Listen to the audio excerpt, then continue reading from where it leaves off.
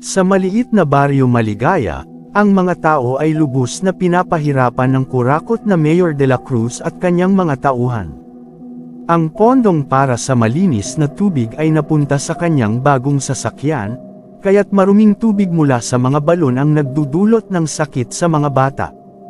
Ang pera para sa pag-aayos ng mga daanan ay binili niya ng alahas para sa asawa, kaya't lubak-lubak na kalsada ang dahilan ng pagkaantala at pagkadapa ng mga estudyante. At ang pondo para sa irigasyon ay inilagay sa kanyang pribadong bangko, kaya't natutuyo ang mga tanim ng mga magsasaka, at walang makain ang maraming pamilya. Si Juan, 17 taong gulang, ay nakatira kasama ang kanyang lolo si Mu sa isang maliit na bahay sa tabi ng malawak na kagubatan.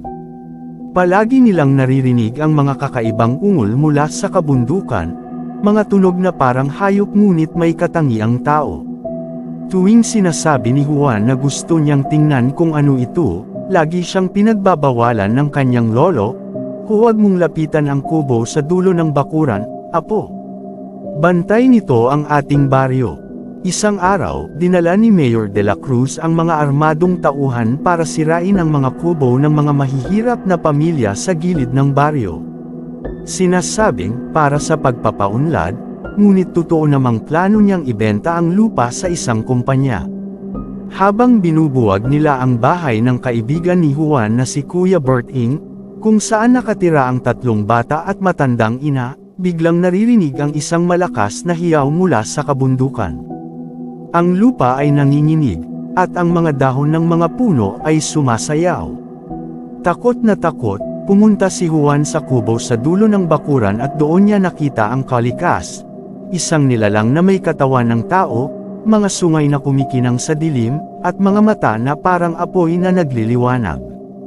Sinabi ni Lolo Simo na ito ay espiritu ng kabundukan na nabubuhay lamang kapag ang mga tao ay lubos na nilulupig ng kawalang katarungan, at kinakain nito ay ang taong mapagsamantala sa kapwa. Nalaman ng alkalde ang tungkol sa kolikas at plano niyang gamitin ito para sa sariling kapangyarihan. Ipinadala niya ang mga tauhan para hulihin si Lolo Simo, ngunit lumitaw ang nilalang at dinala ang mga tauhan patungong gitna ng kagubatan, at agad nitong winakasan ang buhay. Pagkatapos, hinanap din nito ang alkalde, at biglang nawala ang lahat ng ninakaw nitong pera at ari-arian. Nagsisimula ng mawala sa kontrol ang kolikas at tumitingin sa mga taong tumikim lamang para makinabang sa kasamaan ng alkalde. Sumigaw si Juan, "Huwag na po. Tapos na po ang paghihiganti, handa na po tayong magsimula muli." Dama ng nilalang ang kabutihan sa puso ni Juan, kaya't bago umalis sa kagubatan, pinagaling nito ang mga balon at ginawang makakapal ang mga lupa ng baryo. Mula noon, umunlad ang baryo Maligaya.